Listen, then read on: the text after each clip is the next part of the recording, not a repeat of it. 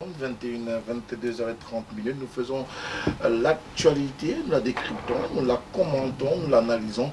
Et ce mercredi, nous revenons sur la scène avec une problématique, et non des moindres, une problématique en rapport avec les travaux du Comité national de la décentralisation. Ces travaux ont été tenus à Yaoundé, au sein de l'immeuble Étoile, siège de la primature. D'ailleurs, les 10 travaux étaient présidés par le Premier ministre chef du gouvernement, le docteur Joseph John Gouté. Autour de lui, plusieurs acteurs de la décentralisation au Cameroun. Il a principalement été question d'évaluer les travaux de ce qu'on a appelé en ce temps-là les états généraux de la commune, la mise en œuvre des recommandations de ces états généraux, mais au-delà, les perspectives d'accélération de la décentralisation telles que prescrit par le chef de l'État, Paul Biya. Nous ferons donc le tour de la question ce soir dans le cadre de Tout au clair sur la télévision du monde. Tout au clair se consacre au bien-être des populations via cette thématique. Tout au clair est une émission interactive. Vous pourrez nous envoyer tout à l'heure vos contributions, vos questions via le 6 99 57 30 26, 6 99 57 30 26, mais également via la page Facebook dédiée à ce programme. Tout au clair, LTM officiel, et vous faites partie du grand ensemble qui, chaque lundi, mardi, mercredi, 21h, 22h30, participe au débat dans le cadre de ce programme sur la télévision du monde. Mesdames et messieurs, tout au clair, c'est une problématique, mais également des invités dans quelques instants. La présentation de ce panel pour ce débat interactif.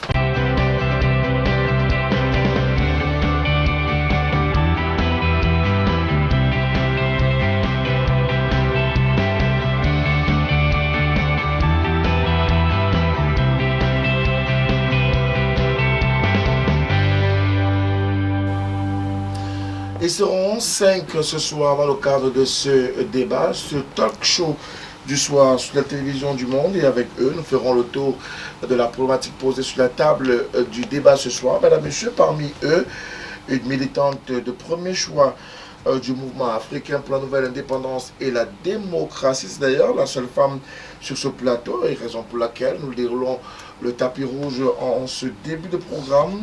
Elle, et c'est Florence Aimé Ticho qui nous vient du Mandem ce soir.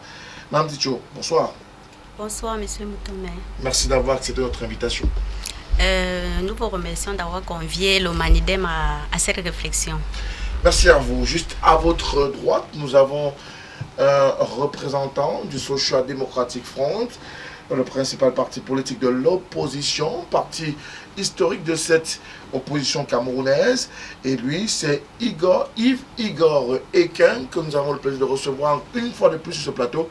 Monsieur Ekin, bonsoir. Bonsoir, Monsieur Moutonet. Bonsoir aux panélistes. Le plaisir est le nôtre de venir sur votre plateau et de revenir pour pouvoir partager avec toutes les populations les thèmes de l'actualité.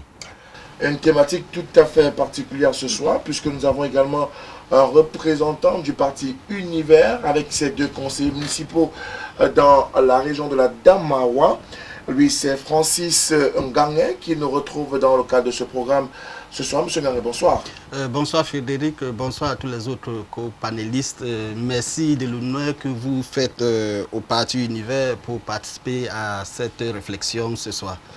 Merci à vous d'être là dans le cadre de cette réflexion en face de autres messieurs. Donc au total 5 invités dans le cadre de ce programme. Et parmi nos invités de ce soir, le représentant du Rassemblement démocratique du peuple camerounais.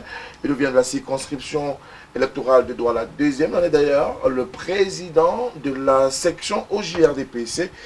Charles Elisa, c'est son nom. Bonsoir. Bonsoir M. Moutomé, bonsoir à tous les autres. C'est un plaisir renouvelé d'être là. Ça fait un moment. Le parti RDPC a plusieurs militants qui s'essayent et qui rendent comme ça public la flamme du parti. Il faut bien que les autres viennent. Et puis, il faut penser à 2020. Il faut penser à 2020. Abel Libiloben, notre consultant politique, est là ce soir. Bonsoir Abel. Bonsoir.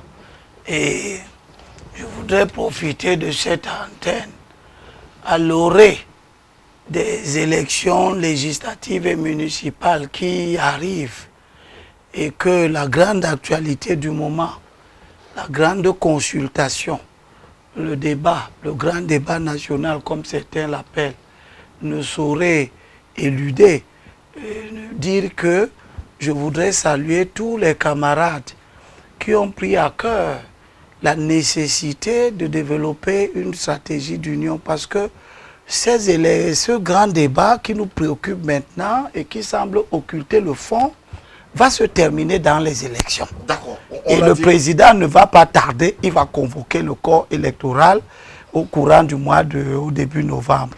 Donc on sera en train de sortir du grand débat et il ne faut pas être pris de court. Vous n'avez justement pensé à ne pas être pris de coup, Abel. Permettez qu'on ouvre le débat dans le cadre de ce programme ce soir. Et pour ce qui est de l'ouverture de cette tribune-là, permettez-moi, messieurs, de donner la parole à la dame. Vous avez certainement suivi la dernière actualité, une session ordinaire du Comité national de la décentralisation. On a fait le point de ce que c'est que la décentralisation au Cameroun. Qu'est-ce que vous en retenez? De prime abord, je pourrais dire que la décentralisation est le transfert des compétences particulières et des moyens appropriés aux collectivités territoriales. Donc, on pourrait dire que c'est un bon projet, parce que la décentralisation reste toujours un projet dans notre pays, parce que depuis 2004, on ne l'a toujours pas implémenté. Difficile à être implémentée, mais pourtant, elle est déjà effective dans les collectivités territoriales décentralisées. Francis, quelle est la lecture que vous faites? Le Premier ministre, chef du gouvernement, a réuni autour de lui plusieurs acteurs, des acteurs qui, d'une façon pratique, ont touché du doigt l'effectivité de cette décentralisation, notamment là où ça fait mal, là où ça se passe bien, et là où il faut faire des améliorations. Oui, effectivement, on ne peut pas perdre de vue, parce que lorsqu'on dit décentralisation, comme a dit la dame du Manidem tout à l'heure, c'est le transfert de compétences, le transfert des attributions de l'État central vers les collectivités territoriales. Sauf qu'il faut remarquer que ce transfert doit notamment s'accompagner de moyens, je veux dire des ressources, à la fois des ressources humaines et des ressources surtout financières. Le principal problème de la décentralisation au Cameroun à l'état actuel, c'est que les compétences sont transférées, mais ces communes font face généralement à un problème de ressources. Si nous prenons d'abord le cas des ressources humaines, on se rend compte que les questions d'administration locale deviennent de plus en plus des questions techniques, et il faut y associer une certaine compétence.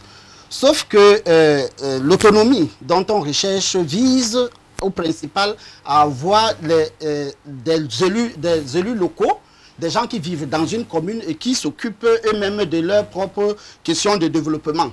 Donc du coup, il y a un problème de capacité d'expertise qui se pose, et cela impacte véritablement sur le développement. Si nous revenons même du côté, du point de vue économique, nous nous rendons compte que la politique de décentralisation n'est pas accompagnée avec une véritable politique économique. Puisque quand nous consultons par exemple les dotations générales de l'État auprès des communes, nous avons jeté un coup d'œil au niveau du parti univers, nous avons jeté un coup d'œil sur les dotations du décret du Premier ministre de 2017, de 2018. Nous nous rendons compte qu'on attribue aux communes, à toutes les communes du Cameroun, 10 milliards de francs CFA, ce qui est l'équivalent de moins de 0,30% du budget de l'État. Ouais.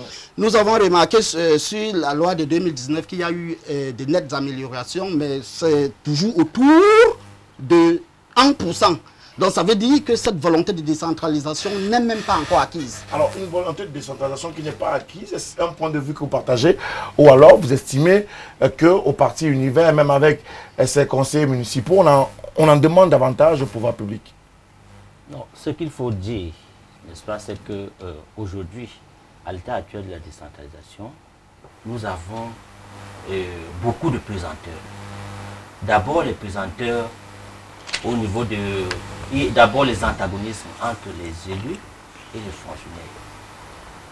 Les fonctionnaires qui détiennent le pouvoir central ne veulent pas transférer les compétences au niveau de l'échelon local sous prétexte que les élus n'ont pas de capacité. Voilà la question la plus primordiale qui paralyse la décentralisation actuellement. La décentralisation suppose que l'État central se dessaisisse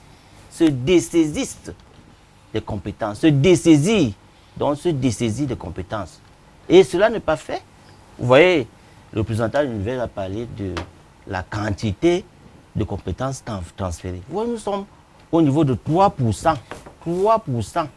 Et aux environs de 1,22% du PIB national. C'est très faible. On ne peut pas propulser un développement avec ce genre d'inertie et de laxisme. Il faut que l'État se bouscule pour mettre en marche la décentralisation au Cameroun. Sinon, nous allons être cloués et le développement ne pourra jamais décoller. Le Cameroun ne peut pas décoller avec cette lenteur. Alors, premier constat fait par les acteurs politiques, un manque de transfert de compétences, des antagonismes criants observés entre à la fois les élus et les fonctionnaires qui davantage confisquent et caporalisent les compétences dévolues pourtant aux collectivités territoriales décentralisées en cette ère où davantage on parle de décentralisation. Je voudrais tout d'abord rappeler aux uns aux autres aussi que la décentralisation, si elle fait du bien ou si elle fait du mal, ne fait pas seulement du bien seul aux gens du RDPC.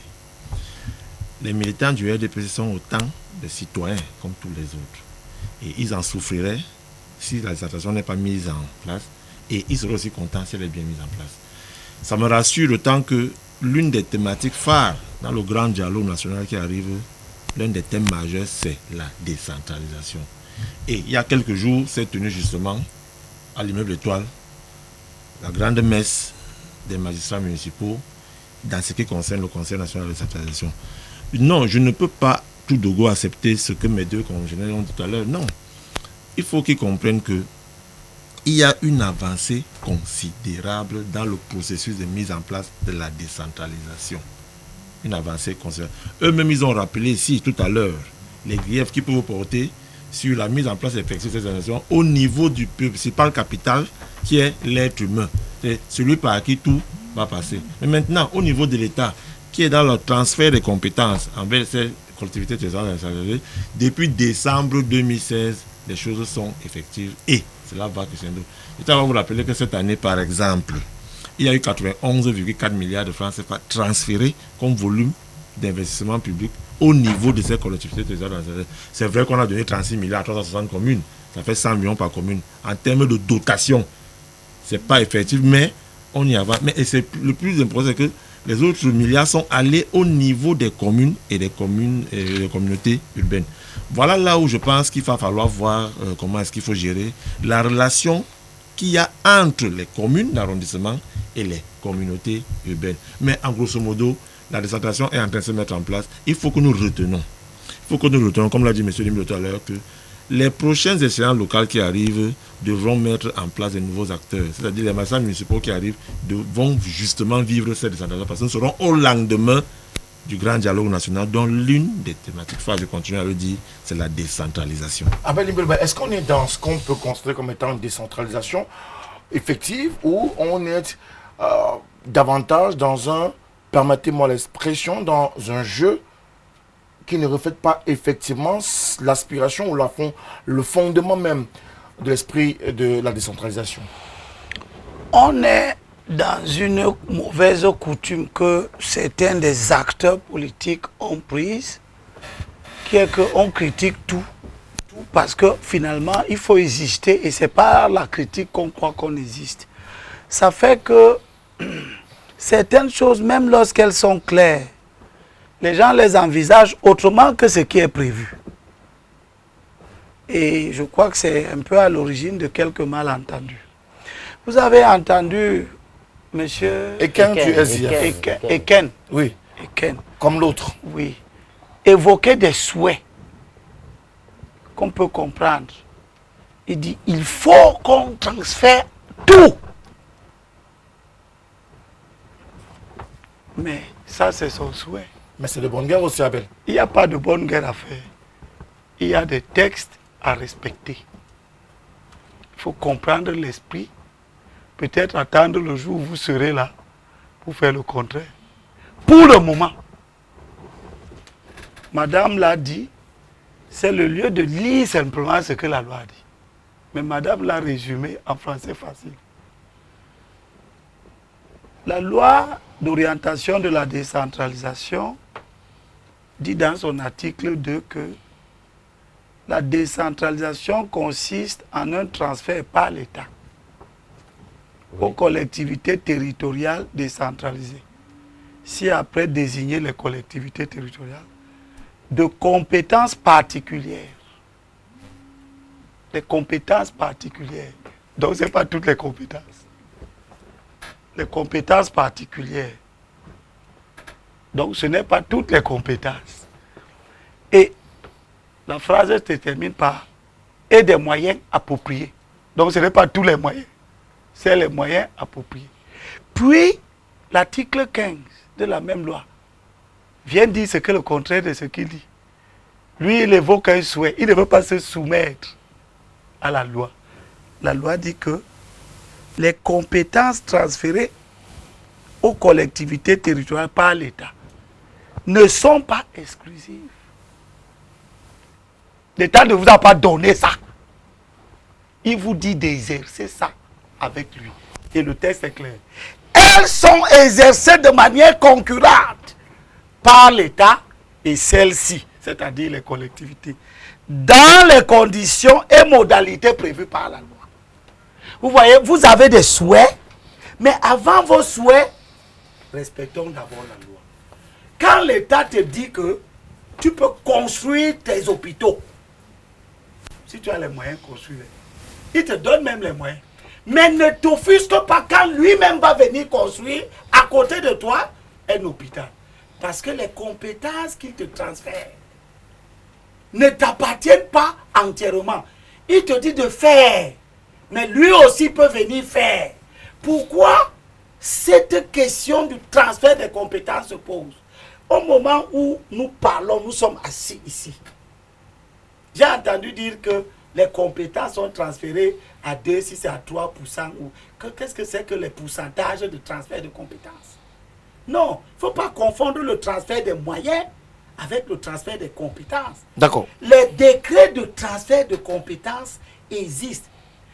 Avant même les décrets, la loi elle-même, que ce soit la loi d'orientation de la décentralisation, a déjà dit dans son contenu toutes les compétences transférées. Vous pouvez lire. On va lire ça dans quelques instants. Voilà. Donc, on vous dit les compétences transférées sont précisées, énumérées. Il n'y a rien de nouveau. Alors, s'il n'y a rien de nouveau, je comprends quelques inquiétudes. D'accord. Alors, Abel, on va parler de l'argent. On va parler de l'argent dans quelques instants. Alors, si le problème ne se pose pas au niveau du transfert de compétences, est-ce une mauvaise lecture de nos textes et de tout l'arsenal juridique qui cause problème au point qu'on n'arrive toujours pas à se mettre d'accord sur l'effectivité ou non de la décentralisation au Cameroun? Je pourrais dire que le problème se pose au niveau de ce transfert des compétences-là. Les collectivités locales attendent toujours ces compétences, ce transfert des compétences. Pourquoi elles doivent attendre? Non, puisque c'est l'État central qui essaie de tout gérer pour le moment. L'État central a un manque de volonté politique pour mieux implémenter cette décentralisation. Monsieur Zand a dit tout à l'heure que on voit comment la décentralisation est en train d'avancer, les choses avancent. Moi, je ne vois rien. Le Mandem ne voit pas que les choses avancent. Parce que quand je prends tout, le pays va mal sur tous les plans. Sur tous les plans. Qu'est-ce que les régions ont développé dans ce pays? Qu'est-ce que les mairies ont développé? Et on a vu. D'accord. Alors, il y a toujours un problème. Il y a toujours un problème, Francis. Problème de lecture des textes ou problème de volonté politique? Je pense que le président Zang a parlé de la Constitution de 96 tout à l'heure. Et si nous faisons les décomptes, nous nous rendons compte que ça fait effectivement 23 ans. 23 ans où il n'y a aucune volonté, pour revenir à la réponse à votre question, 23 ans où il n'y a aucune volonté de bouger les choses. Nous voulons bien d'après la Constitution qui dit que les institutions se mettront progressivement en place. Nous voulons bien. Progressivement. Progressivement, mais progressivement, si l'autre façade de la décentralisation vise effectivement le développement participatif des collectivités territoriales, c'est-à-dire vous êtes chez vous et vous vous développez vous-même, il faudrait qu'on aperçoive une certaine volonté réelle d'autonomiser ces collectivités pour qu'elles puissent à un moment donné impacter à leur propre développement. Nous nous rendons compte que il y a une sorte d'hypocrisie. L'État veut quelque chose qu'il ne met aucun moyen pour l'avoir. Donc on fait ça, l'État central reste maître encore et détient encore tous les leviers. Il ne veut véritablement pas transférer ses compétences. On le dit, chaque jour on développe les colloques. On ne peut pas vouloir faire un grand événement et ne pas mettre les moyens appropriés. Je parlais tout à l'heure de la loi de dotation, le décret de dotation du 22 février 2019, où on a fait à peu près 1% du budget, soit 49 milliards 800 millions de francs CFA pour la dotation générale de fonctionnement. On se rend compte dans ces 49 milliards, même il y a 13 milliards qui sont seulement pour les salaires. On reste avec 36 milliards. 36 milliards, soit 100 milliards. 100 millions par commune. Mais si nous prenons le cas d'une commune, nous nous rendons compte que les communes sont même incapables de collecter leurs propres ordures. Comment on peut se développer quand on ne peut même pas collecter les ordures? Et maintenant, au niveau même de ce transfert, comme on dit que le grand Philippe va dire une certaine spécificité des compétences. Mais nous voulons bien. Mais regardons à un moment donné, lorsqu'on va donc transférer ces compétences, nous aurons dans une commune, par exemple, les ordures qui traînent. La commune veut ramasser, la communauté urbaine est là. Le flou est entretenu à tous les niveaux. Il faudrait qu'on dise à X, voilà César et voilà Dieu. Remettez bien à César ce qui appartient à César et à Dieu ce qui est à Dieu. Il ne faudrait pas qu'il y ait des mélanges. À un moment donné, la responsabilité va se dissiper. On ne saura plus effectivement à qui fait quoi et qui fait quoi, qui ne fait pas quoi. Et là-dedans, on peut passer n'importe quoi. D'accord. Yves Igor, ce que je veux dire, je voudrais dire que mon frère Elibi Lobé, je voulais lui dire que la loi existe. C'est pas lui que vous dites, hein, c'est autre non, je rebondis. Parce qu'il dit que nous on conteste et la loi existe. Notre problème, c'est le degré d'application de cette loi. Qui va donner naissance et l'effectivité de la décentralisation. Voilà le véritable problème. Voici, attendez, le niveau est très très bas. Voici le compte administratif de ma commune. La commune de la 3e en 2018. Compte administratif dit ceci: transfert de l'État en ce qui concerne le ministère des Travaux publics. Voilà ça, 27 millions. Pour une commune qui a 1244,4 km de route. Quand l'État transfère 27 millions pour une commune qui a 1244,4 km de route, qu'est-ce qu'on peut faire, M. Limilolo? Nous sommes là dans le cadre de la décentralisation. On ne parle pas des ressources propres de la commune. Nous parlons du cadre de la décentralisation. Je ne sors pas hors de ce cadre. Je dis que la loi existe, oui, mais exploitons la loi pour pouvoir améliorer les conditions de vie des citoyens, comme la loi elle-même le dit. Oui. C'est ce que nous disons. Nous ne disons pas autre chose. Je veux qu'on revienne à des meilleurs sentiments pour dire que, pour être convenable, parce que le cadre de M. du RDPC a dit tout à l'heure que si la décentralisation ne marche pas, alors ça ne marche pas pour tout le monde. C'est vrai, ça ne marche pas pour tout le monde. Sauf que certains de leurs militants qui sont en prison sont avec de l'argent de l'État qui pouvait être de l'argent mis en œuvre pour la décentralisation. Ils s'en profitent. Donc, vous pouvez dire que ça ne marche pas, mais c'est l'hypocrisie comme mon compagnon vient de dire. Je suis parti du verre. Alors, M. Zan, Oui. vous semblez être pris à partie par le SDF qui estime que les leviers restent entre les mains du pouvoir et notamment le pouvoir qui est du RDPC n'entend pas céder le moindre espace pour l'effectivité de la décentralisation qui pourtant presque chaque année vise ce qu'on appelle une certaine évaluation, une certaine prospective pour de meilleures conditions de vie des populations à travers cette décentralisation. Permettez-moi de dire à M.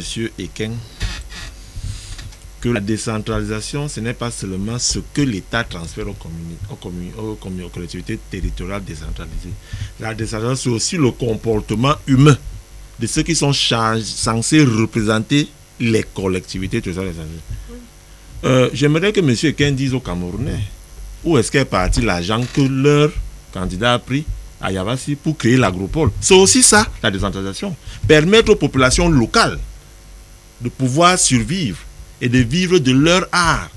À Yabassi, il y a un agropole qui devait être né et son principal candidat à l'élection présidentielle a pris des millions de l'État et on devait créer l'agropole. Ça fait plusieurs années qu'on attend le 1er à le 20 pour lancer la production de ce côté-là. Je passe dessus. La deuxième chose que veut dire M. Eken du SDF, c'est que non, vous ferez le bilan de votre mandat à la mi-Douala 3e, aux populations de Douala 3e. Venez dire à la télé qu'on vous a transféré 27 millions pour arranger 1244 km de route, mais dans ça, vous ne dites pas ce que vous avez fait. Non, vous allez nous dire ce que vous avez fait de ces 27 millions. Vous allez nous dire ce que vous avez fait de ça. Et de deux, montrer les routes que vous avez aménagées. Parce que dans ces routes, il y a les routes nationales qui ne viennent pas du ressort de la commune.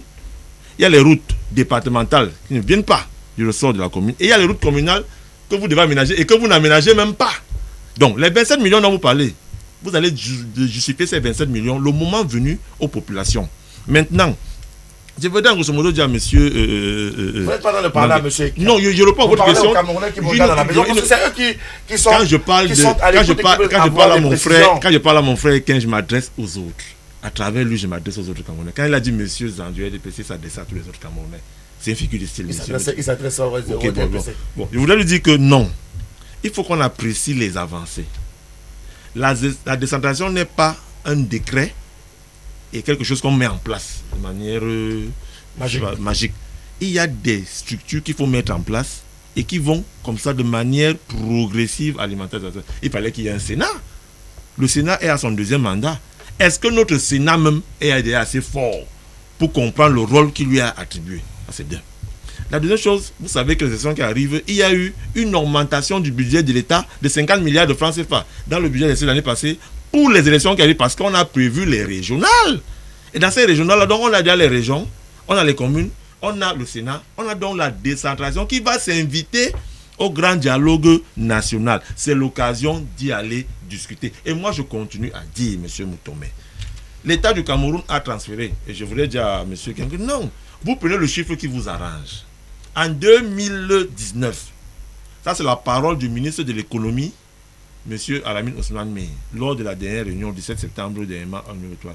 L'État a transféré 91,4 milliards de francs CFA au CTD, collectivité territoriale décentralisée. Mais vous regardez seulement l'aspect de la dotation spéciale aux communes qui est de 36 milliards, au travers Sorsine qui donne 100 millions, oui, mais vous ne voyez pas les autres 55,4 milliards qui ont été alloués. Maintenant là, au niveau des communes, et les communautés urbaines pour pouvoir appuyer ces mairies. Il faut aussi parler de ça. Mais c'est là où nous devons aussi regarder.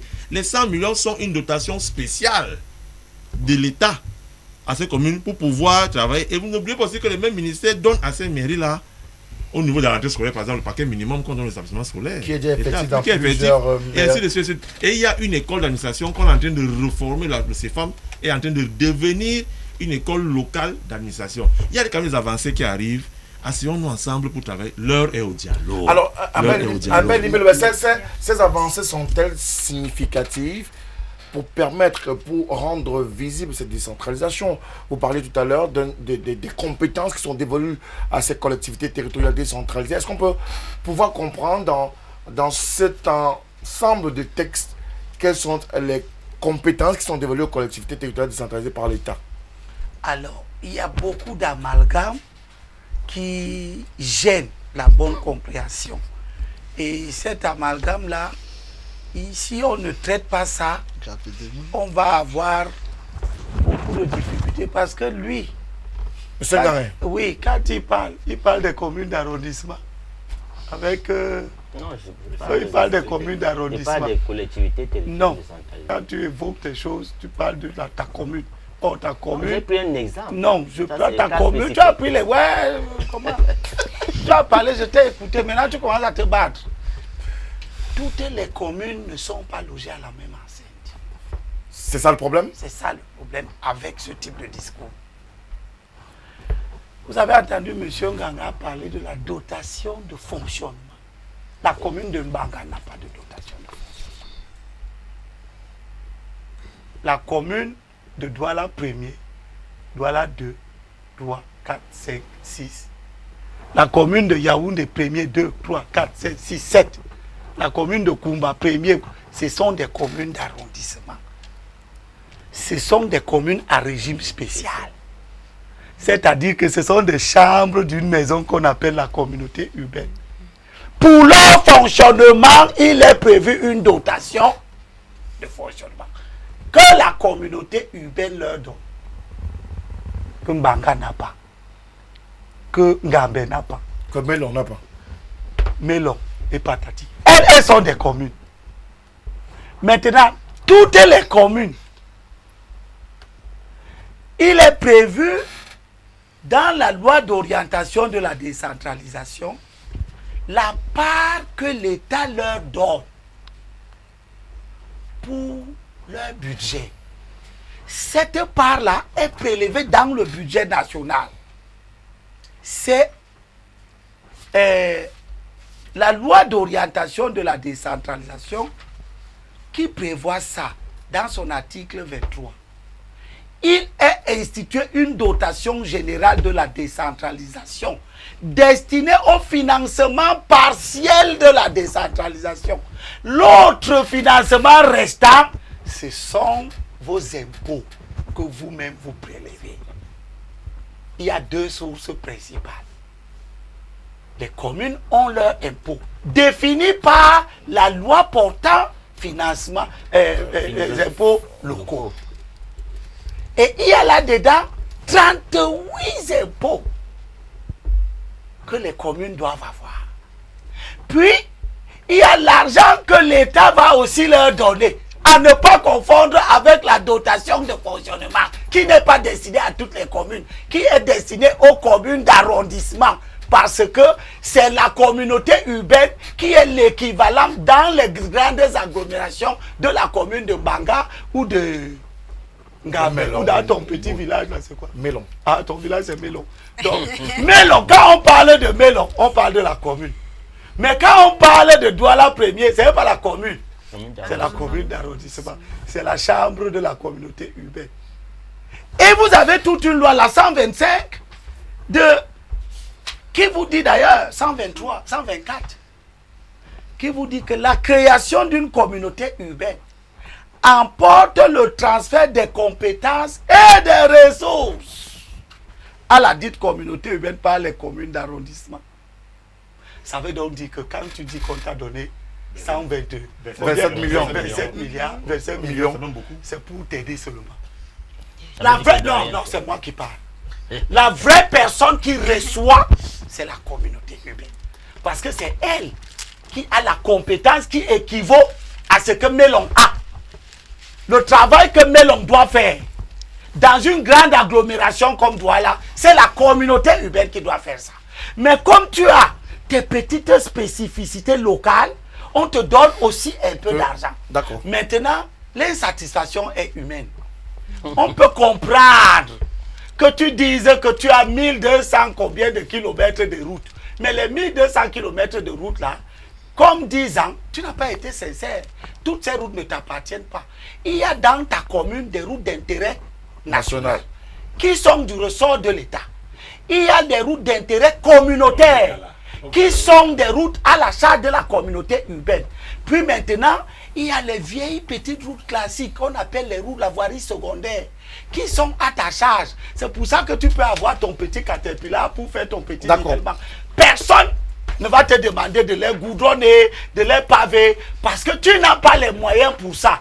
Mais l'État peut le faire pour toi, ou la communauté peut faire ça pour toi. C'est pour cela que le maire d'arrondissement est membre du conseil de la communauté urbaine pour participer à l'élaboration du budget de la communauté. Merci Abel. Bon, quand j'ai fini, merci Abel. laisse-moi finir juste une petite chute. Juste une petite chute. Vous avez dit une petite chute? Oui, juste une petite chute. Je voulais dire ici que il ne faut pas que dans notre débat, parce que nous voulons s'aimer la confusion dans les esprits, qu'on confonde le transfert des compétences et l'argent. Voici la loi d'orientation. Voici la loi Elle dit quoi pour chuter à Belle? fixant les règles applicables aux communes. La petite unité de la décentralisation. Parce qu'il y a deux. Les Abel, vous communes avez dit et vous les chutez. régions. Et les Je régions, chute. oui. Je suis en train de chuter. Chuter. Les communes et les régions. On te dit compétences transférées aux communes. Hein? Dans le cadre de la loi. 1. Développement économique. Les compétences suivantes sont transférées. Promotion des activités agricoles, pastorales, artisanales, piscicoles, d'intérêt communal, mise en valeur des sites touristiques, construction, équipement, On ne voit rien gestion, de tout ça. entretien des marchés, gare routière, abattoirs, organisation des expositions commerciales, Merci. appui au micro, etc. Donc, dans le cadre même de la loi, on vous avait déjà dit qu'est-ce que vous Défini. avez à faire. D'accord. Merci Et Abel. il n'y a rien De nouveau sur qui cela. vous empêche de faire ces choses Rien qui sont n'est de fait. votre ressort. Alors, si rien n'est Maintenant- fait, le problème est à qui? Au texte, à l'État ou alors aux collectivités territoriales décentralisées elles-mêmes? Tu aurais dû commencer par moi, non? Parce Ah que ben. si tu commences par moi, je vais l'aider. Non, Comme ne l'aide- elle n'est pas, ne l'aidez tu pas. sais qu'elle n'est pas conseillée. Non, Donc elle n'a pas l'habitude. Non, ne l'aidez pas. Ne l'aidez pas. Elle nous donne l'expérience, justement. Elle voit ça de l'extérieur. Exactement, monsieur Abel Ibiloubé. Moi, je voudrais dire ici que le problème revient aussi à la tutelle, qui est l'État. Parce que les collectivités territoriales sont sous la tutelle de l'État qui doit vérifier tout, qui doit contrôler. Et je voudrais aussi préciser que les collectivités territoriales, pour leur part, c'est-à-dire les régions et les communes, ont leur part de responsabilité. Au Mandem, on craint que justement, ces responsables ne deviennent les petits colons à leur niveau. Et puis, rien ne change fondamentalement parce que nous sommes dans un état néocolonial. Et au niveau des régions, on a des petits rois qui ne veulent pas implémenter les choses. C'est vrai que cette décentralisation sera vraiment effective et pratique le jour où le peuple, on va sentir que les masses populaires se réapproprient vraiment leur souveraineté, contrôlent les choses, contrôlent les réalisations, la gestion de la chose publique. Pour le moment, M. Limbili l'a relevé tout à l'heure, il y a ces compétences-là, mais on a l'impression que rien n'est fait. Sur le plan économique, est-ce qu'on voit que l'économie camerounaise est en train de bouger dans une région ou dans l'autre? De manière globale, on voit toujours que le pays est en train de reculer tout le temps. Quand je prends par exemple sur le plan culturel, il faut construire de nouvelles bibliothèques, il faut rénover les infrastructures. Je ne vois pas trop tout cela fait. D'accord. Ce sont ces compétences-là qui ne sont pas respectées. Francis Garin, le problème à quel niveau? Est-ce les maires ou alors les collectivités de façon globale ou l'État qui, lui, a pris l'engagement de transférer ses compétences? Le problème est à tous les niveaux. C'est-à-dire? Le problème est à tous les niveaux parce que lorsqu'on regarde déjà celui qu'on peut nommer comme receveur municipal, c'est lui qui garde l'argent de la commune. Le maire est l'homme qui doit ordonner. Mais il y a eu des cas de conflits où un receveur tient le maire en laisse. Donc, on a de mauvaises collectivités territoriales décentralisées. Cela arrive. Ce sont des conflits de gestion qui arrivent de temps en temps. Or, si c'était une affaire laissée entièrement à la charge de la commune, c'est-à-dire que jusqu'à la caisse, je vais dire jusqu'au receveur municipal soit un élu, tout comme le maire est élu, on ne devait pas avoir un certain nombre de blocages. Parce que C'est pas l'élu. j'ai dit que si on avait un receveur municipal élu et non nommé, mais que la commune prenne... Pourquoi on ne peut pas avoir quelqu'un élu qui peut garder l'argent à la commune? Pourquoi c'est forcément qu'il faut que Yaoundé envoie un receveur municipal qui va commencer à garder l'argent et qui va faire de tous les sous au maire au moment où on a besoin d'argent urgemment? On a eu des cas où les salaires ne sont pas payés parce qu'il est là, il résiste, il s'en fout. Ça passe comme ça. Je ne suis pas conseiller municipal, mais nous vivons ça même si c'est de loin. Donc je pense que le problème est effectivement à tous les niveaux. Comme je disais, au niveau de l'État, au niveau de la tutelle, nous nous rendons bien compte que la tutelle souvent même fait les transferts, mais elle ne fait pas véritablement les transferts. Nous arrivons des communes où il y a des ressources, où les communes ne profitent pas de ces ressources. Nous avons des communes qui ont des forêts, où on collecte des taxes forestières et qui ne profitent pas de cela. Ou alors si elles en profitent, c'est à peine 20%. La liste est très longue. Il y a des situations qui n'honorent pas la décentralisation telle que nous on la veut proprement. D'accord. Donc je pense que le problème est à tous les niveaux, au-delà même, parce que même dans les communes, même, vous vous rendez compte souvent que vous arrivez dans une commune, n'a pas de timbre. Est-ce que lorsque le stock est en train de s'épuiser, on ne peut pas ravitailler? Donc ça veut dire que même au niveau de ces élus-là, il y a un problème. On peut voir que les timbres sont en train de finir. On peut voir que les taxes communales sont en train de finir. On arrive donc au marché, maintenant on veut distribuer les taxes, il n'y a pas les tickets. Ça arrive. D'accord. Alors, Qu'est-ce que ça a à voir avec la décentralisation? Abel, vous pouvez attendre votre temps de parole? Sinon, je risque de vous grappiller des minutes et autres. Alors, si le problème est posé tel quel, est-ce qu'on est encore en droit de se dire que les états généraux de la décentralisation qui ont été menés courant le mois de février-mars, qui apportaient une nouvelle vision, une nouvelle façon de penser, n'auraient pas dû avoir lieu? Pourtant, ces états généraux ont donné un nouveau canevas à la mairie ou à la commune pour que celle-ci soit véritablement autonome. Oui, s'il faut me permettre de rentrer en arrière, je voudrais rappeler aux uns aux autres que le nombre de kilomètres de route de ma commune sont des kilomètres à charge de la commune. À charge de la Ça, commune. c'est pas la question là. Bon, je reviens à votre question. Merci beaucoup. S'il faut qu'on soit en train de parler de la décentralisation, il faut qu'on soit vraiment édifié. Soyez sincères avec les populations, c'est elles qui vous regardent, c'est elles qui vont vous Bien évaluer au moment où il sera question de parler d'élections locales. Et ces élections sont annoncées d'ici février 2020. Oui, mais vous pouvez pas, on ne peut pas dire que le problème posé, il faut rejeter ça sur X ou Y. C'est vraiment le véritable problème de la décentralisation qui est posé. À savoir les ressources, le manque de moyens. Comment compenser le manque de moyens dans les communes, dans les structures décentralisées, les collectivités territoriales décentralisées? Parce que quand nous avons les ressources propres qui ne suffisent jamais, l'État lui-même a observé que oui, les ressources propres ne suffisent jamais. Il faut faire quelque chose. Il faut ajouter un peu de moulin. Voilà pourquoi la décentralisation a été créée. Alors vous savez quand même qu'on était dans une dotation qui était minimale. On est parti de là jusqu'à 100 millions de francs CFA par commune dans le souci d'équité pour que toutes les communes puissent partir sur le même piédestal. Vous croyez qu'aujourd'hui, là, si on donne 100 millions à une commune, avec tous les travaux qu'il faut dans la commune, on a dit qu'il faut créer des richesses dans la commune. On a dit qu'il faut créer des emplois. C'est ça le rôle de la décentralisation. Mais est-ce qu'avec 100 millions, pour une population aussi nombreuse, nous prenons par exemple une commune comme Douala Troisième qui a environ 1 500 000 habitants. S'il faut créer la richesse, vous croyez que les 100 millions suffisent? Ça n'a même pas, ça n'atteint pas, c'est poussière. C'est poussière. Alors, Elisa, est-ce que les communes ont véritablement compris qu'elles ont l'obligation ou le devoir d'être à la fois autonomes sur le plan financier, mais également autonomes sur le plan administratif?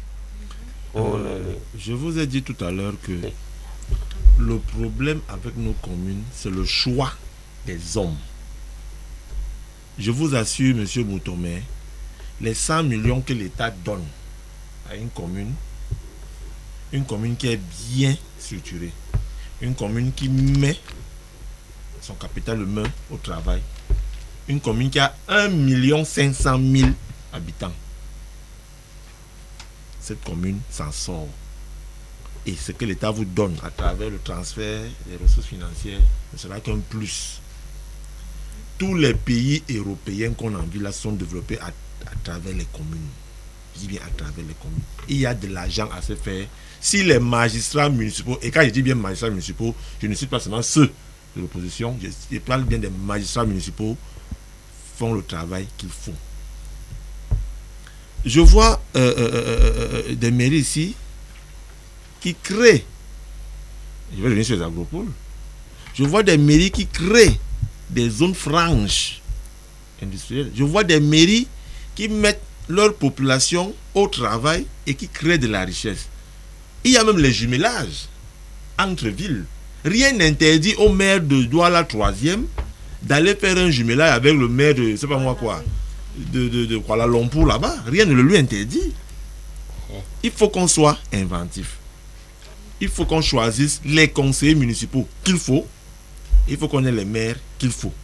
Il faut que la relation entre la communauté urbaine et les mairies et les communes d'arrondissement soit effective. Il faut que la répartition de l'argent qui revient à chaque mairie à travers la communauté urbaine soit de manière proportionnelle à ce qui est produit. C'est clair qu'une mairie comme Douala 2e, qui a la chance d'avoir à son sein le marché central, le marché Nkololoun, et qui produit, j'aurais appris par le maire Wafo, plusieurs millions par mois, ne reçoivent pas les 1/4 de ce que ce marché produit en termes de taxes. Il faut bien qu'à ce niveau-là, ça soit revu. C'est pour ça que j'ai dit tout à l'heure que le problème d'adaptation concerne tous les Camerounais. Et moi, je continue à poser le problème sur l'aspect de l'être humain. Madame Tito parle, elle ne voit pas. Non, moi, je vois. Concrètement. J'ai vu qu'il y a les routes en pavé entre l'hôtel de l'air et 2 églises. Il n'y avait pas ça avant. J'ai vu que tous les drains de Douala sont en train de faire, même qu'on ne sait pas au travail de la mairie. Je vois par exemple les travaux qu'on est en train de faire au niveau de Yassa, pour plaire à mon frère de Douala 3e. Il y a quand même des choses qui sont faites. Voyons, les maires ont des difficultés, je le conçois, mais quand je vois les maires faire des dotations de manuels scolaires, paquet minimum, aux établissements scolaires de leur arrondissement, moi j'apprécie. J'apprécie. Maintenant, je reviens sur la relation entre le receveur municipal. Non, il faut qu'on comprenne que la décentralisation à 100% n'existe pas. Il y a ce qui confère à la mairie et ce qui va rester du dirigeant de l'État. Vous n'avez pas demandé aussi à l'État de vous donner la gestion de l'armée. Non. Le receveur municipal ne peut pas être un élu. Il est le représentant légal du ministère des Finances. Les timbres communaux et les timbres fiscaux ne dépendent pas de la mairie, ça dépend du ministère des Finances. Maintenant, il y a un truc qu'il faut voir, un dosage qu'il faut voir entre le nombre. C'est clair que si la mairie de la 3e vend 6 000 timbres en un mois, il faut qu'on voit comme timbres, les timbres communaux en passant. Absolument. Voilà. Il faudrait qu'on voie comment est-ce que la mairie qui a vendu 10 000 timbres communaux, comment est-ce que. Donc c'est de ça qu'il faut parler, c'est là qu'il faut revoir. Mais il ne faudrait pas qu'on ait l'aspect négatif. En passant, vous avez hérité un local à la mairie de la 3e qui a été construit par l'exécutif du RDPC. Il faudrait que quand vous allez nous le remettre, parce que vous allez nous le remettre, il faut qu'il soit en bon état comme vous l'avez pris. D'accord, merci. Voilà. Alors, Abel Imbelobert, est-ce un problème d'homme finalement? Merci. Est-ce un problème d'homme finalement autour de cette décentralisation qui a une implémentation, mais une implémentation, je ne vais pas dire à 2 vitesses comme le disent nos amis de l'opposition, mais une implémentation qui a du mal à restituer à la population tout ce qu'elle attend. Vous avez tout dit, Frédéric. Il y a très longtemps que je dis que la décentralisation est une bonne chose. Elle a été bien conçue. Les lois et les différents règlements qui la structurent sont parfaits. Il reste des hommes de qualité de tous les côtés. Du côté central que du côté des collectivités elles-mêmes. Pour l'implémenter et permettre qu'elle donne les résultats attendus. Or, les gens s'attaquent à la décentralisation, évitant soigneusement de se mettre eux-mêmes en cause. Mais en même temps, on a porté un projet, un processus qui n'a pas peut-être été bien compris, bien perçu par à la fois les hommes et les populations à la base. Non. Les textes sont clairs comme l'eau de roche. Vous savez, vous avez entendu comment il parle? Lui, il nous montre qu'il n'en sait pas grand-chose. Il dit pourquoi on ne lit pas le receveur municipal? Même si on le lit et qu'il décide de garder l'argent, que ce soit le maire qui est au siège de lui, tu vas lui enlever le mandat. Le problème n'est donc pas qu'il soit nommé ou qu'il soit élu. Le problème est que si il est nommé, qu'il respecte les textes qui organisent sa relation avec le maire. Or, ces textes sont précis comme le dos rouge. Et il parle des choses qui n'existent nulle part. Il n'y a aucune commune où le receveur municipal refuse d'exécuter l'ordonnancement, les ordres, parce que le maire est l'ordonnateur de la dépense. Mais pourquoi les querelles entre les maires et les receveurs municipaux? C'est très, s'il vous plaît, c'est très récurrent dans le jargon de ce qu'on appelle la décentralisation. Que ça soit récurrent ou pas, si le maire actionne les voies de recours qui sont prévues, il a toujours gain de cause. Vous connaissez un receveur municipal qui a reçu l'ordre du maire, qui a l'argent dans sa caisse. Parce que quand le receveur encaisse, il tient chaque jour un journal qu'il doit remettre au maire, qui permet au maire de savoir combien de francs il y a dans la caisse du receveur. Et le maire ordonne les dépenses en fonction de cela. Si le maire a ordonné une dépense et que le receveur dit je ne paye pas cette dépense, je m'en vais payer ma dépense à moins que le maire n'a pas ordonné, nous sommes dans le détournement. Le receveur municipal de Douala jusqu'au fin fond de Yokadouma en passant par Kousséri ne peut pas payer une dépense qui n'a pas été ordonnée. D'accord, on l'a compris. Le maire est le chef de la commune. Maintenant, qu'un des receveurs municipaux pense qu'il a une godasse à Yaoundé et qu'il croit que le maire qu'il a ici c'est un type, vous voyez, ça c'est le facteur humain. Ce n'est pas la décentralisation qui est à cause. Ce sont les hommes, les mauvais hommes, le mauvais receveur ou le maire qui ne connaît pas tous ses droits, qui ne sait pas actionner les voies de recours. C'est pour ça que après 10 ans de vie dans la commune, il n'y a pas plus que moi qui ai appelé les jeunes à s'investir parce qu'ils sont bien formés, ils connaissent les lois. Regardez tout ça. Regardez ça, ce sont les lois. Mais c'est volumineux, Abel. Ça veut donc dire que si tu n'as pas été préparé à l'avance pour comprendre, lire un tel volume de textes, tu ne peux pas être qualifié. Tous les ratés qui sont devenus des maires ou qui continuent à vouloir devenir des maires, des gens qui ont échoué au probatoire, qui ont échoué à l'école, qui ont échoué ici, qui ont échoué là-bas, pensent que c'est dans les communes qui peuvent venir se ranger. Non, la complexité du développement économique. Regardez, les gouvernements ont déjà des problèmes de développement énormes. À plus forte raison, des collectivités territoriales à qui on croit qu'on va donner ça à quelqu'un qui apprend à se lire et écrire. Donc, les partis politiques qui sont responsables du choix des conseillers municipaux, parmi lesquels sortent les maires, puisque les maires sont d'abord élus. Pour chuter. Ils sont responsables du mauvais choix des hommes qui finalement deviennent maires et ne peuvent pas. Je te donne une anecdote. Non, pour chuter, Abel. J'ai cherché à l'occasion de cette émission, je n'ai malheureusement pas trouvé.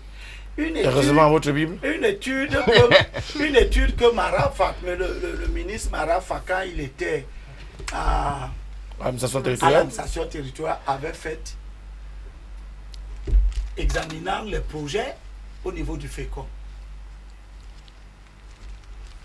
On avait découvert que moins de 20% des collectivités adressaient des projets au FECOM. Je ne dis pas que le FECOM a refusé. Je dis monter des projets finançables. D'accord.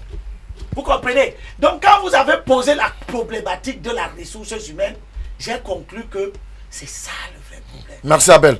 On va prendre quelques SMS des téléspectateurs qui sont très nombreux ce soir à nous envoyer leurs contributions, mais également à poser leurs problématiques. Bonsoir le panel. La décentralisation au Cameroun est à 80% effective. Tous les ministres transfèrent déjà les ressources financières et des compétences aux mairies. Notons que les communes doivent produire. Tout ne doit pas forcément venir de l'État. C'est JP qui nous envoie son SMS ce soir. J'ai certainement un message qui réjouit Abel Limbi-Lobé dans son fond. Bonsoir au panel, belle émission. Je demande à M. Limbi de nous dire s'il respecte toujours la loi et pourquoi est-ce qu'il l'a quitté définitivement. Non, le sein de votre mère, si vous avez toujours respecté la loi. Mais je dois Mais comme je suis un homme, il peut arriver que je ne la respecte pas. C'est pour ça qu'on me punit. Merci Abel. Bonsoir le panel. Il faut élire le maire des grandes villes car les délégués de gouvernement sont hors la loi.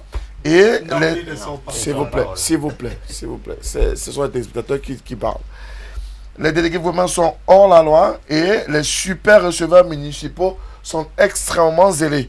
Il faut donc faire taire ces différentes querelles. On prend d'autres SMS qui sont parvenus dans notre programme ce soir.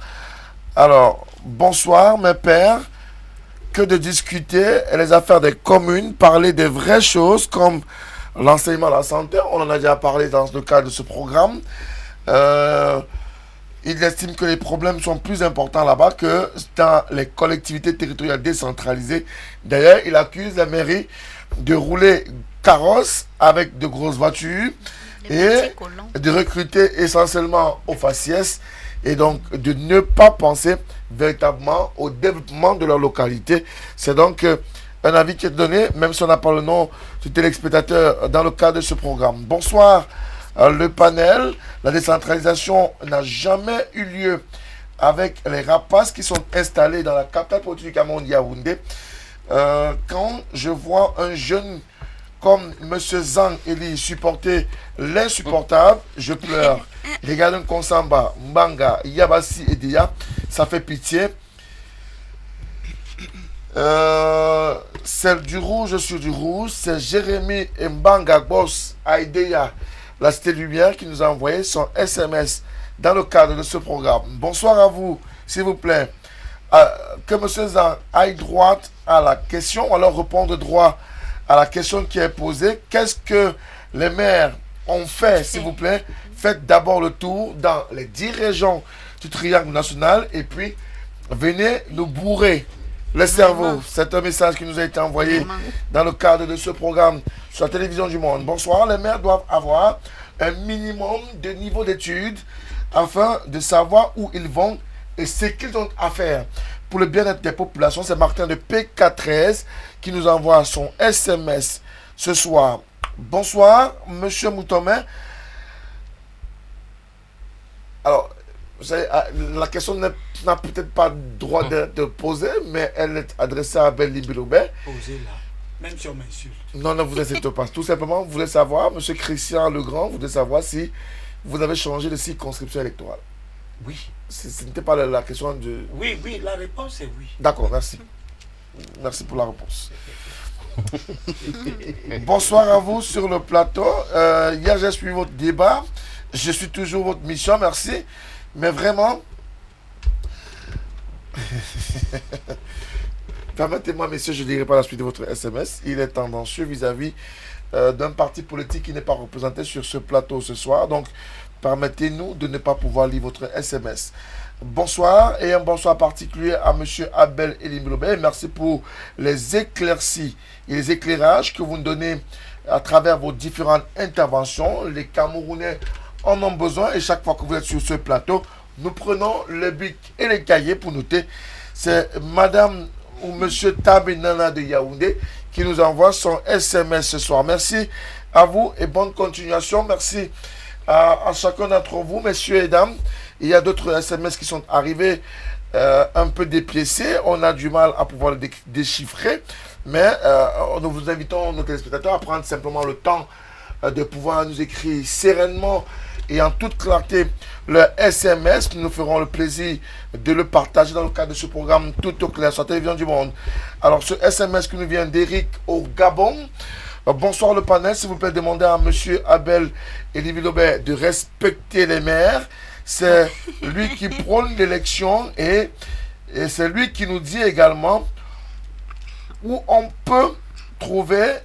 Alors, la question est donc, où est-ce qu'on peut trouver de vrais hommes pour être à la tête de nos mairies? À quoi servent les délégués du gouvernement? C'est Eric au Gabon qui nous envoie son SMS ce soir dans le cadre de ce programme. Un autre SMS qui nous vient toujours du Gabon. Bonsoir à vous sur le plateau. Alors, vous choisissez toujours des thématiques très édifiantes. Monsieur Moutomen, merci. Bon courage. Abel Elimbilobé, vous devriez aussi être enseignant. Vous maîtrisez très bien les sujets. Charles Elisan, les Camerounais sont avec vous. L'heure est au dialogue et non au chantage pour y aller. Le problème de la décentralisation, c'est que ceux qui en parlent ne regardent pas les textes. Ils regardent à la vision qu'ils se sont fixés dans leur propre tête. Quand ce sera totalement effectif au Cameroun, beaucoup ne se rendront même pas compte de cette effectivité. Félicitations à vous, M. Moutomé, c'est David du Gabon. Merci à vous depuis le Gabon et à toute la communauté camerounaise qui, le lundi, mardi et mercredi, nous regarde à travers ce programme sur la télévision du monde. Permettez-nous de revenir au débat ce soir et donnez-moi la possibilité de commencer avec M. Igor Eken. Igor Eken, on a fait la question, hein. On a élucidé la problématique des antagonismes que vous avez soulevé tout à l'heure. On a parlé des lois qui ne sont pas forcément regardées. D'ailleurs, les thématiques ou alors les SMS qui sont arrivés nous font savoir que beaucoup d'hommes qui sont ou qui voulaient s'investir dans les collectivités territoriales décentralisées ne regardent pas forcément les textes. On a également dit que malheureusement, les hommes ne sont pas forcément au bon endroit. Comment donc faire pour remédier et résoudre la problématique de la décentralisation qui devrait pouvoir être un levier du développement? Oui. Pour ma part, il faut repenser la décentralisation. Mais c'est ce que le Comité national de la décentralisation a encore fait. Oui, mais le comité national, il y a eu le comité national de la décentralisation qui a statué. Chaque fois, il y a le conseil national de la décentralisation. Mais on voit que chaque fois, ça ne bouge pas. Il faut repenser, restructurer. Bon, mes copanélistes ont posé le problème de la compétence des hommes chargés de mener la décentralisation. La décentralisation signifie qu'on doit transférer aussi des hommes compétents au niveau des collectivités. Qui doit transférer des hommes compétents? C'est l'État qui transfère. Les compétences, c'est quoi? Transfert de compétences, il suffit de transférer. Il faut des moyens matériels, des moyens humains pour accompagner ces élus. Parce que je vous ai dit d'entrée de jeu que les fonctionnaires refusent parfois de transférer les compétences, disant que qui vont les gérer. Voilà, c'est un problème qui se pose toutefois.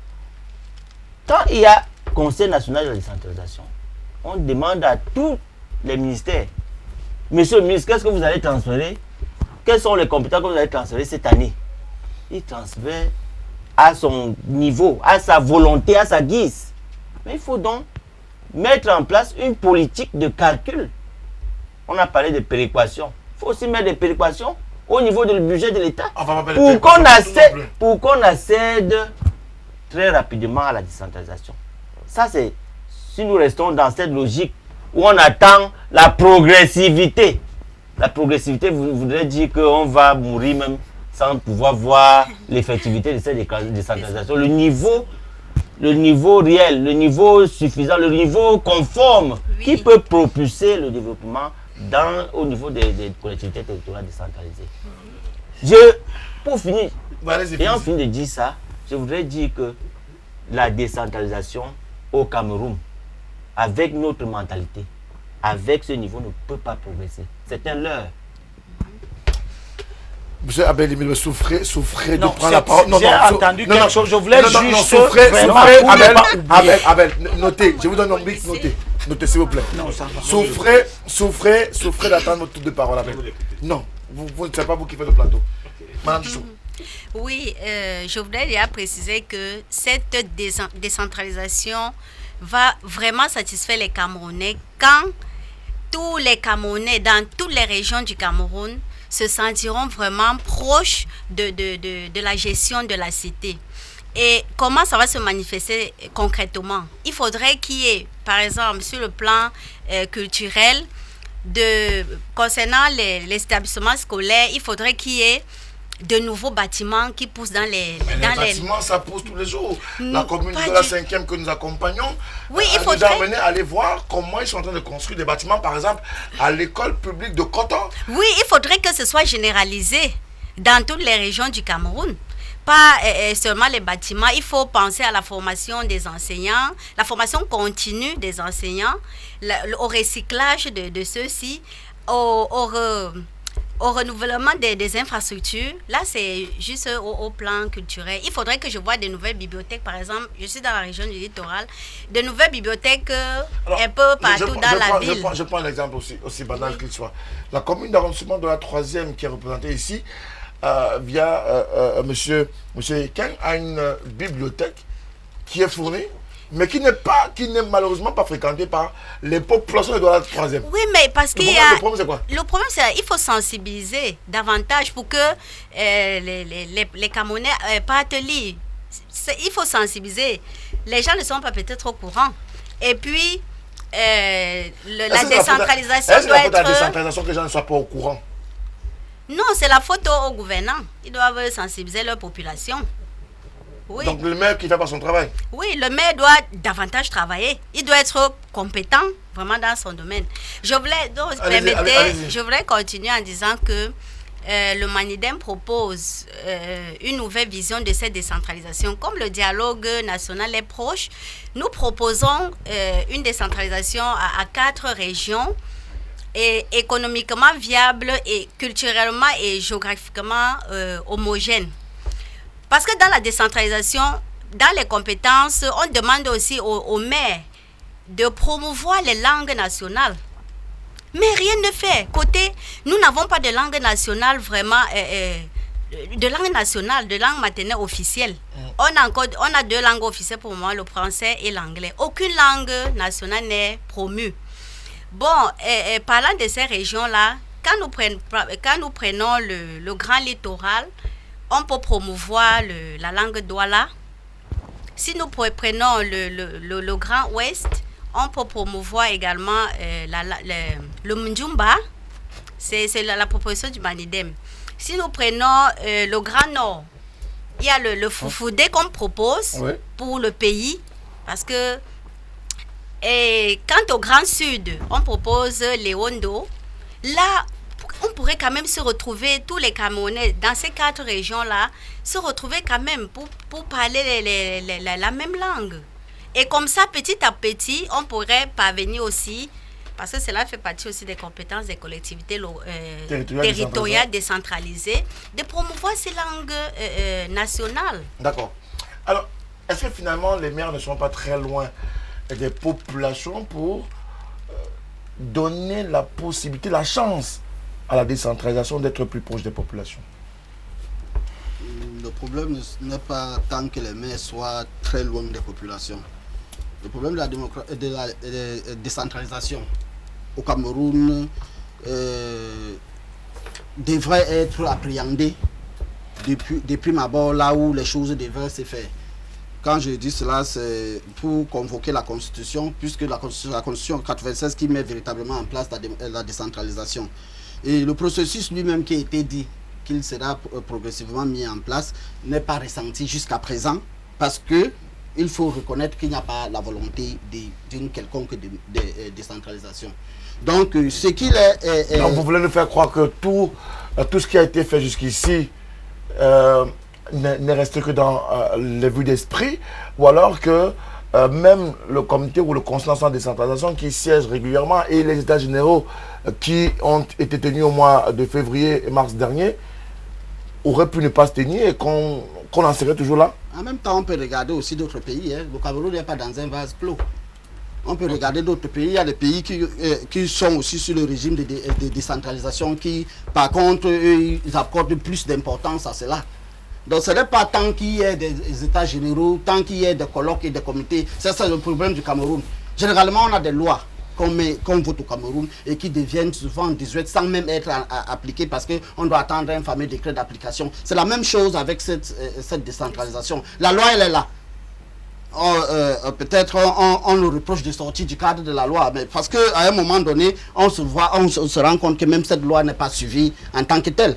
La loi, c'est le produit du consensus à un moment donné. Et si ce consensus n'évolue pas, il faut évoluer. Il faut essayer de trouver même des nouvelles lois qui permettent qui reflètent la réalité. Parce que la loi telle qu'elle est à l'état actuel ne reflète pas la réalité.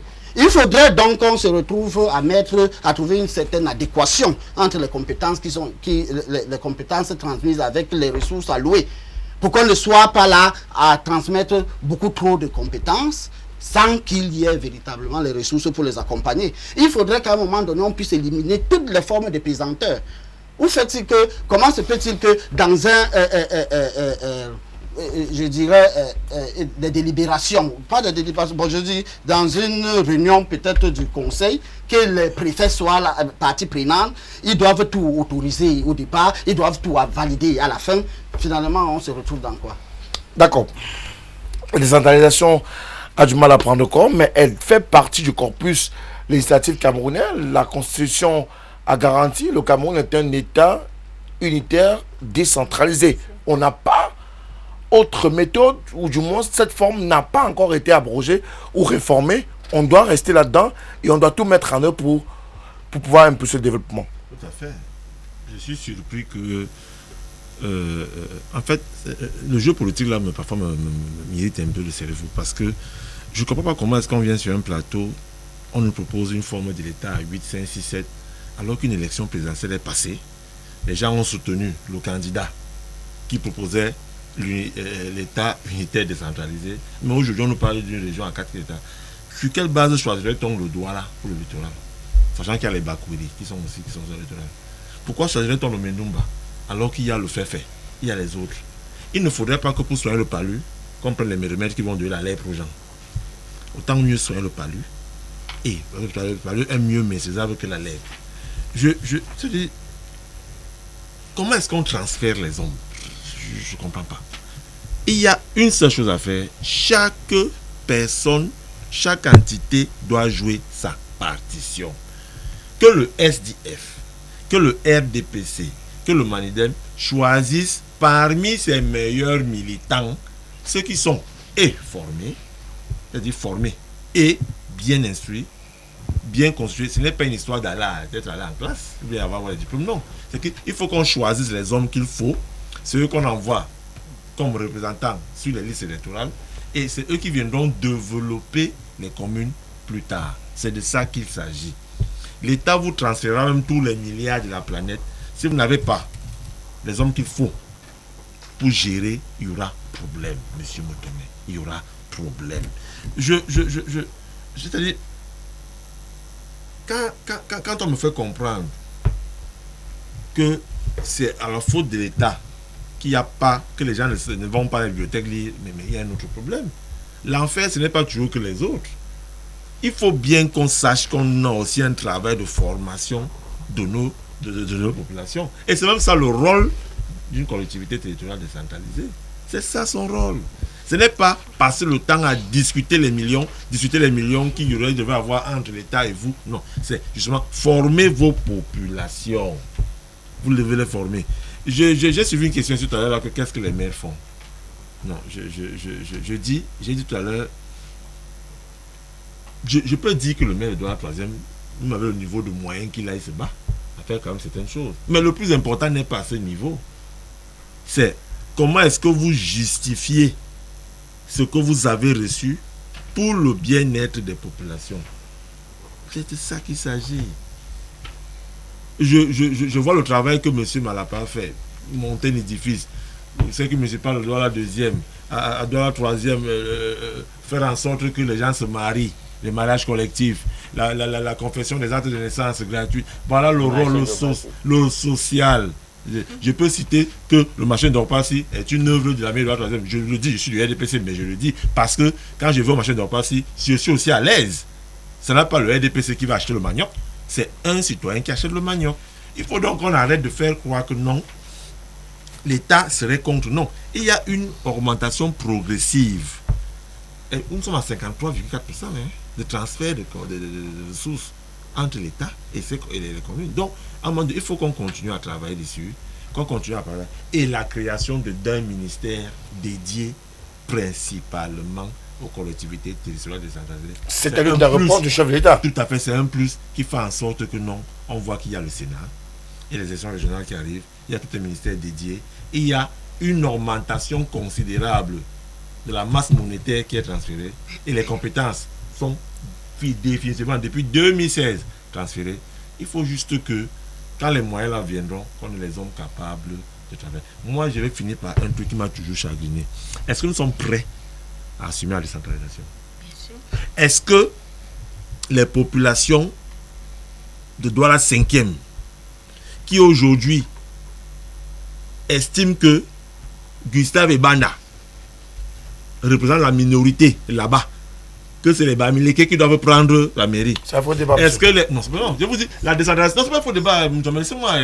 Est-ce que les populations de Douala 1er, qui aujourd'hui estiment que Lengue Malapa est à bord, donc il n'est pas de Douala Centre, il ne doit pas être maire, il y a un travail de fond qu'il faut faire. Moi, je parle justement là de ce qui risque de créer plus tard d'autres problèmes, c'est que certaines populations dans certaines mairies estiment que certaines tribus ne doivent pas occuper les places. Moi, je m'appelle Zanzan Eli, je suis à Douala 2e. Est-ce qu'on va certains jours que Zan soit maire à Douala 2e?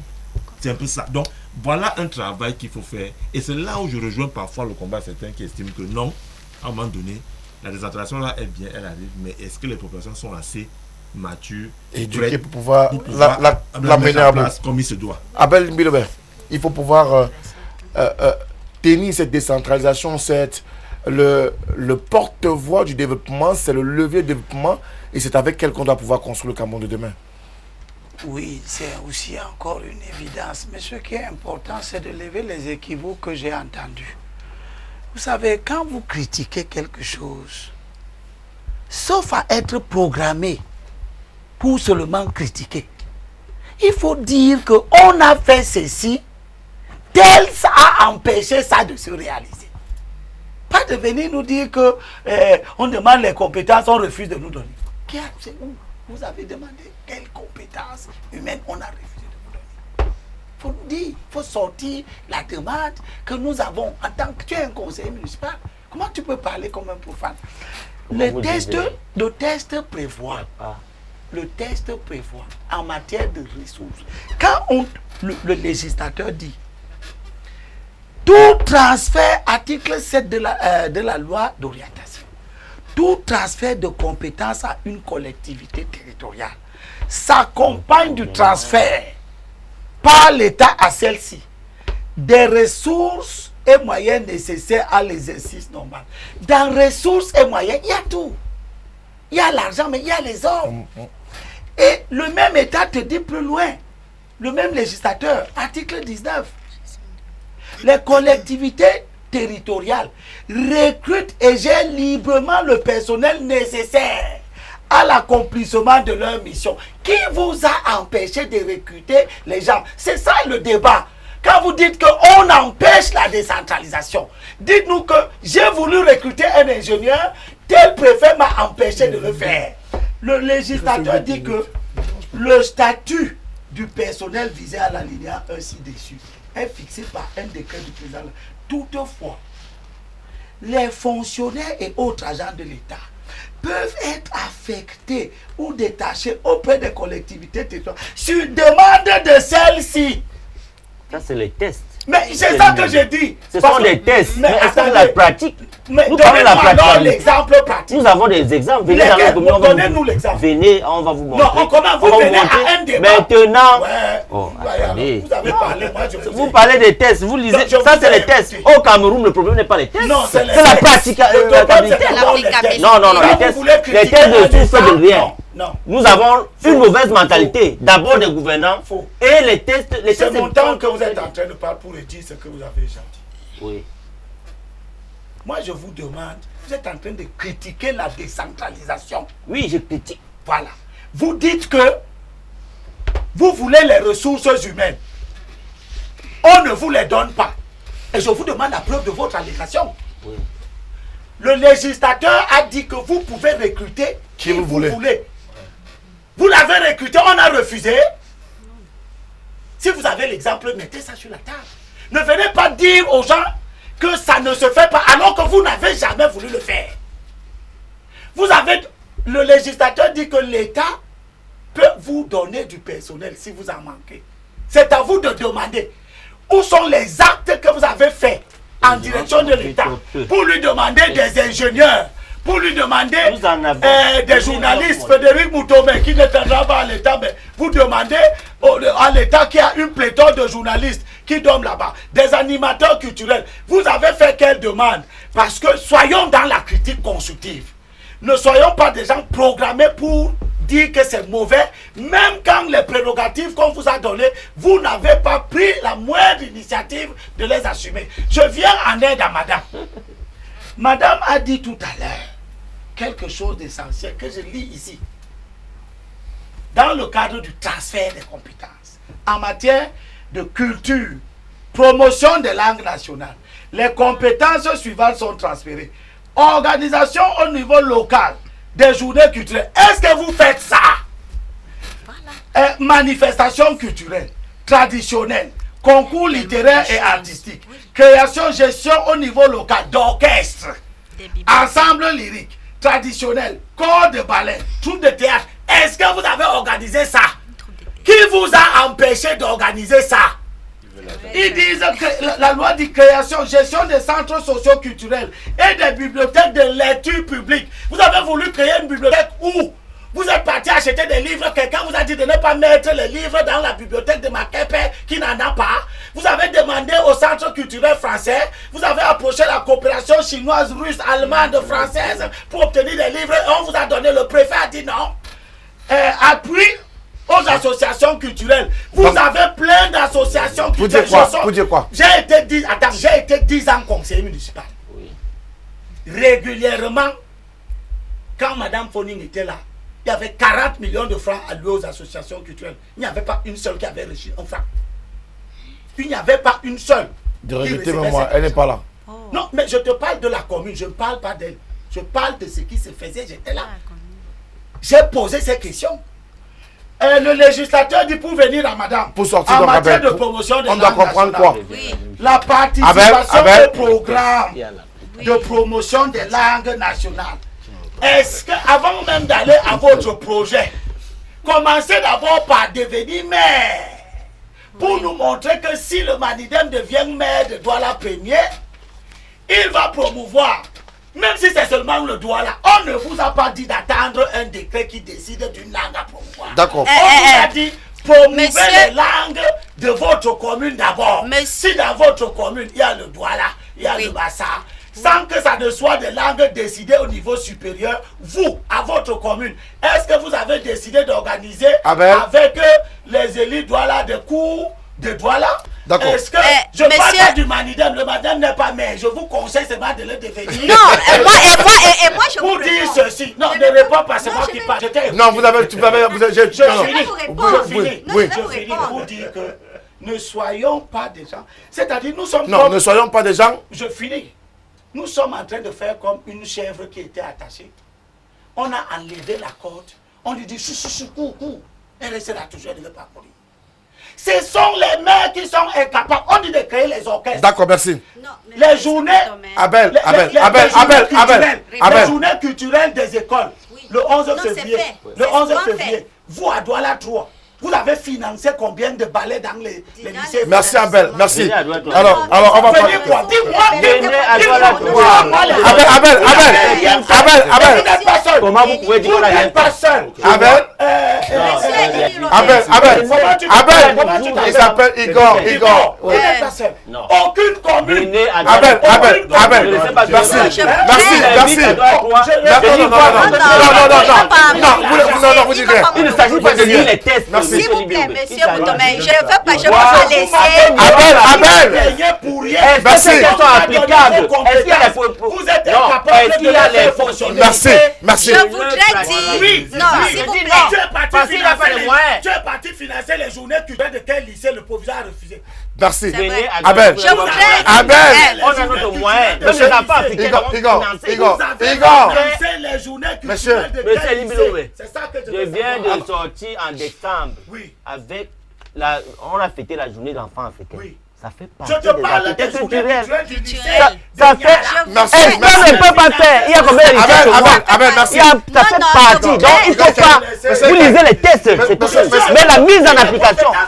Non, oui, mais ces compétences-là, nous avons. Dans votre commune. Je voudrais parce qu'on ne préciser. On ne le juge pas. Abel, merci. De cette manière, les actes sociaux. Quelles sont vos priorités? Vous les laissez pas. Maintenant, merci Abel. L'argent que nous avons ne suffit pas pour créer ça. Maintenant, si nous avons d'autres 100 millions de suivis, je dis que ça ne suffit pas. Maintenant, il est l'heure, par exemple, de faire des actes aux enfants qui est nécessaire. Et nous sommes en train de le faire. Nous avons des choses. Votre recouvrement fiscal de cette année est de combien? Enlève la dotation générale de la décentralisation. Merci, s'il vous plaît. Merci. Abel. Vous chargez du personnel. Monsieur Ken, ne répondez pas, monsieur Abel. Merci. Le Mandem a été indexé et le Mandem voulait prendre la parole. Vous êtes incompétent. Merci, Abel. Merci. Moi, je vous donne les compétences. Vous avez dit ici qu'on n'a pas transféré toutes les compétences. Je vous ai donc dit qu'on vous a transféré toutes les compétences et que vous n'avez pas les tests. Merci, Abel. Merci. Bon, donnez-moi le nom du ministre. Il ne vous donnera pas. Il ne vous donnera aucun nom. Mais le premier vous a empêché. Merci. Et ce n'est pas vous n'êtes pas mieux placé. Merci, Abel, vous ne parlez pas. Abel. Voilà. La journée culturelle nous appartient. Nous sommes le juge de propriété. Nous sommes le juge de J'ai propriété.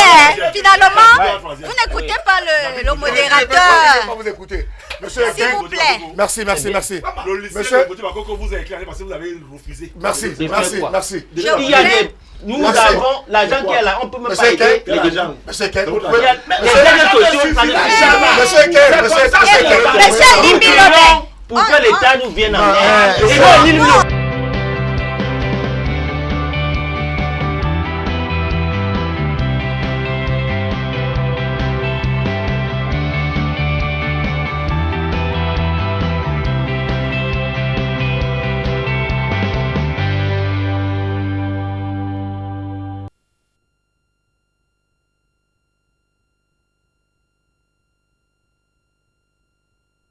ce programme est arrivé à son terme. Madame Eker, malheureusement, je ne pourrais pas vous donner la parole. Non, Madame Titio, je ne pourrais pas vous donner la parole. Je vais pas non, je dois parler. Non, je vais par contre... je vais par contre prendre quelques SMS de téléspectateurs, parce que c'est également eux qui font le programme. Alors, si je comprends bien, M. Abel Limbilobé n'avait rien lu dans les années 90 lorsqu'il se battait comme un lion pour que M. Biya parte du pouvoir, Éric de Douala, qui nous a envoyé son SMS qui est tout de même hors sujet. L'État veut donner une dotation de 100 millions de francs CFA par commune. Que vaut une telle somme dans une commune telle que Douala 5e avec près de 2 millions voire plus d'habitants? Je n'ose même pas parler de la 3e, 4e. C'est Franck Tang depuis Tico qui nous a envoyé son SMS dans le cadre de ce programme. Et puis, alors, que l'opposition laisse le peuple, Limbilobé est sur la bonne voie? Lionel de PK8 qui nous envoie son SMS. Abel Limbilobé est... c'est lié d'amitié avec le système gouvernant pour l'assouplissement ou l'accomplissement d'un complot d'asservissement et d'esclavage perpétuel des populations. C'est une pirouette. Il n'est pas question de décentralisation dans notre pays. Bonsoir. Déplacez l'os et vous le placez devant le chien. Ces fonctionnaires de Yaoundé viendront faire ombrage sur les mers, suivi et des multiples missions budgétivores. C'est M. Dieudonné Bala qui nous a envoyé son SMS ce soir. D'autres SMS ne pourront malheureusement pas être lus. Le programme est arrivé à son terme. Merci à vous chacun. Désolé de la confusion de la fin. Il n'y aura pas de dernier mot. Malheureusement, la réalisation fait savoir que le programme est complètement arrivé à son terme. Les 90 minutes imparties plus 3 minutes de temps additionnel. Monsieur, merci à tous, madame. Merci d'être venu sur ce plateau. Merci également à la réalisation qui nous accompagne encore ce soir. On espère que les tensions sont tombées et que définitivement chacun va regagner son domicile. Mais nous donnons rendez-vous, mesdames, messieurs, lundi prochain, s'il plaît à Dieu, avec bien évidemment certainement la thématique autour du dialogue national inclusif, puisque nous serons en plein dans la phase, la mise en œuvre de ce dialogue national inclusif. Bonsoir à toutes et à tous d'avoir été des nôtres. Bonne continuation sur les programmes de la télévision du monde. Au revoir.